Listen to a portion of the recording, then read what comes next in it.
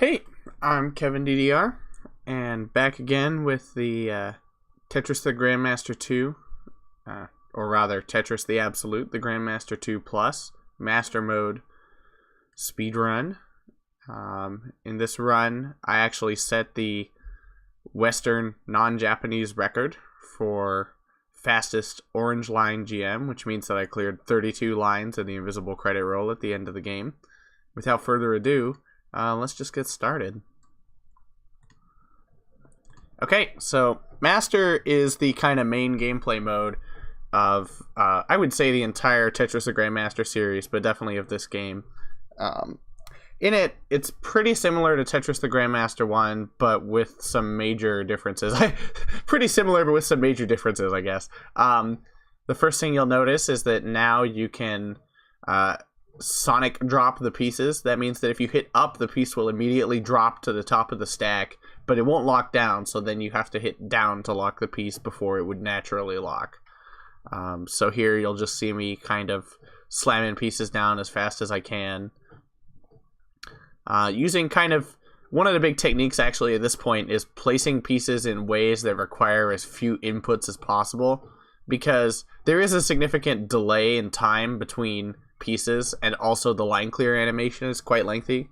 So one of the major things that determines how fast you can play at this part of the game, well, there's two. One is basically minimizing the number of line clear animations you have to watch, and the second is actually just getting the pieces down as fast as possible. So in order to get the Grandmaster grade in this game, there's kind of a bunch of different requirements. The first is that in every 100 level section, from 0 to 500, you have to clear at least 2 Tetrises. And then from 500 to 900, you have to clear at least 1 Tetris. So, of course, that's not a problem early on. It's pretty easy to do. But later in the game, you can have a very good game and just, like, not even fumble a section, but just kind of it doesn't come together and, you know, you don't get a Tetris and you have a great time, but you get the fading credit roll instead of the invisible one, which means you've messed up. So, at this point in the game, from 0 to 200, the speed is pretty slow, and then from kind of 250, or rather, it speeds up a little up to level 200.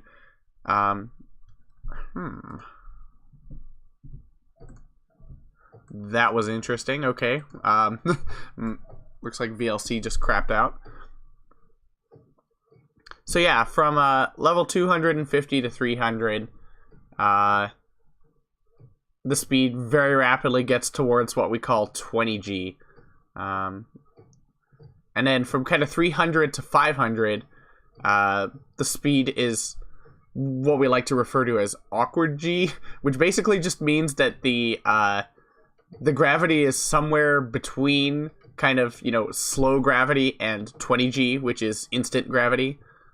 So sometimes it's hard to really predict where your piece is going to go, because depending on the exact value of the gravity, you know, you could be off by 1 or 2 columns in your estimate of where the piece is going to land, which makes some placements really hard. So there's not a whole lot you can do about it. You know, it's sort of just a by feel thing, but you can definitely try and minimize placements that rely on a certain gravity in order to make themselves happen.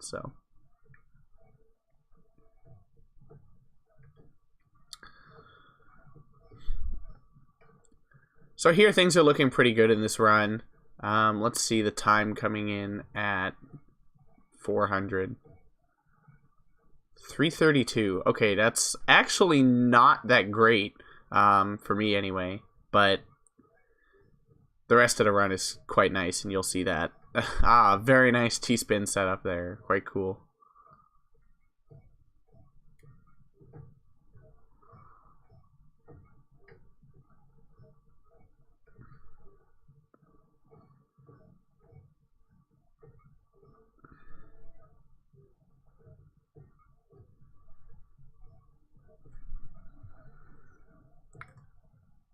Okay, and now we're closing in on level 500, and stuff is about to get real. So one of the other mildly difficult requirements. From level 0 to 500, the time requirements are just that you have to get less than 1 minute and 5 seconds in every 100 level section, which is not very hard. I mean, it is hard, but when you're playing at this level, it's, you know, you can do it, I would say, 100% of the time.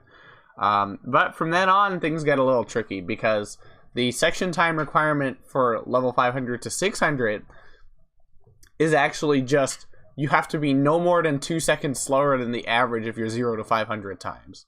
So, or rather your 0 to 500 section times.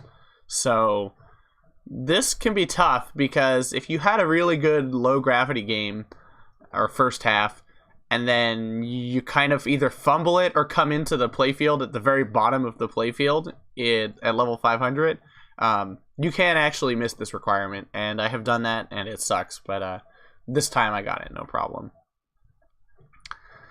So now here until the end of the game, one of the big concerns, in addition to getting one Tetris in every section, which is just the bare minimum requirement for a GM, is going to be getting lots of triples and Tetrises to boost up my grade.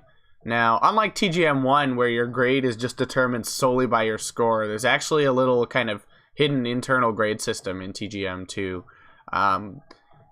It's kind of complicated to explain in a video like this, but a good analogy that some people like to use, especially Color Thief, is that there's sort of like a leaky bucket that, you know, you can fill it up by clearing Tetrises and triples and other line clears as well, and combos, stuff like that. But then if you don't clear anything for a while, it just kind of like the points sort of leak out, or rather the grade points leak out, so, you know, you don't make any progress. So, but from 750 onwards, a Tetris will effectively instantly fill the bucket. So no matter how long there is between line clears at level 750 and onwards, a Tetris will advance you at least internally towards the next grade.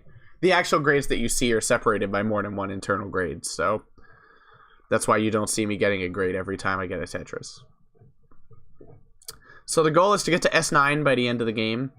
The other absolute time requirement is 8 minutes and 45 seconds, which I have not encountered in a very long time. That's, again, the relative requirements, much like in TGM3, based on, you know, your previous section time, are much harder. So from this point in the game onwards, it's just every section must be no more than 2 seconds slower than your previous, which doesn't necessarily sound that hard, but again, like any kind of minor mistake, or even not mistake, but just, you know, you set something difficult up and take any time thinking about it, can kind of sink you here. So at this point, I knew I had a very good run going, and knew it was kind of on pace for the record. Maybe got a little nervous here. I was really trying to get that S9.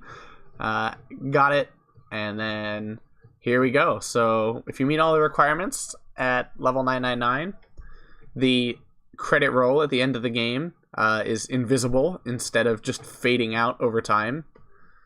And you have to survive this for 60 whatever seconds. I think it's like 62 or something. And the real hard part about this is actually, to get a regular GM, you just have to clear the credit roll. But to get a orange line GM, so like whenever you clear the game normally, if you don't finish the credit roll, it shows up as a green line in the high scores, like your score is a green line under it. But if you get a, you know, GM, like if you clear the regular credit roll, you get a orange line under your score. But if you get a GM and you just barely clear it, you only get a green line. So if you get a GM and clear 32 lines or more in the credit roll, you get an orange. So I barely got it here. I'm freaking out. I got my little potato cam mic, so get ready for your eardrums to be blown out. Just kidding, I'm gonna mute the video.